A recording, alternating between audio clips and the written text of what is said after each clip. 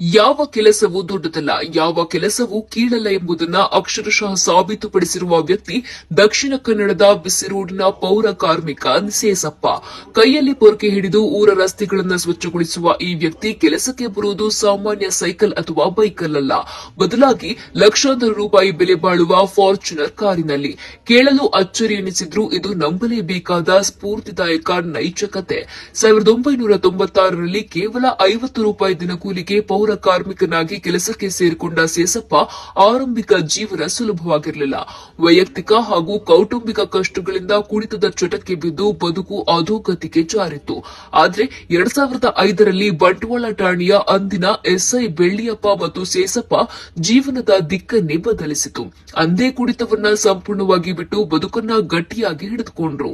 ಬೆಳಗ್ಗೆ 5 ಗಂಟೆಯಿಂದ ಮಧ್ಯಾಹ್ನ 12 ಗಂಟೆವರೆಗೆ ಕಸ ಗುಡಿಸುವುದು, ಕಚೇರಿಯ ತ್ಯಾಜ್ಯ ವಿಲೇವಾರಿ, ವಾಹನ ಚಾಲನೆ ಮಾಡುವುದು ಸೇರಿದಂತೆ ವಹಿಸಿದ ಪ್ರತಿಯೊಂದು ಜವಾಬ್ದಾರಿಯನ್ನ ಅತ್ಯಂತ ಪ್ರಾಮಾಣಿಕವಾಗಿ ನಿರ್ವಹಿಸುತ್ತಾರೆ.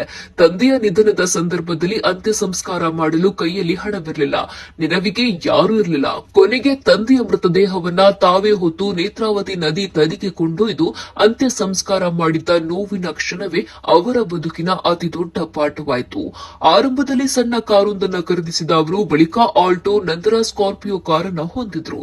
ಪ್ರತಿ ಬಾರಿಯೂ ತಮ್ಮಲ್ಲಿದ್ದ ಹಳೆಯ ಕಾರನ್ನ ಬದಲಾಯಿಸಿ ಅಗತ್ಯವಿದ್ದಷ್ಟು ಸಾಲ, ಲೋನ್ ಪಡೆದು ಹೊಸ ಕಾರನ್ನ ಖರೀದಿಸುತ್ತಾ ಬಂದಿದ್ದಾರೆ.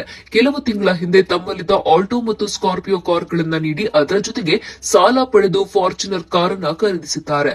ಸದ್ಯ ಸೇಸಪ್ಪ ಹಣ ಉಳಿಸಿ ಫಾರ್ಚುನರ್ ಕಾರ್ ಖರೀದಿಸಿದ್ದಾರೆ. ಅವರ ಸಾಧನೆಗೆ ಏನಂತೀರಿ? ಕಮೆಂಟ್ ಮಾಡಿ.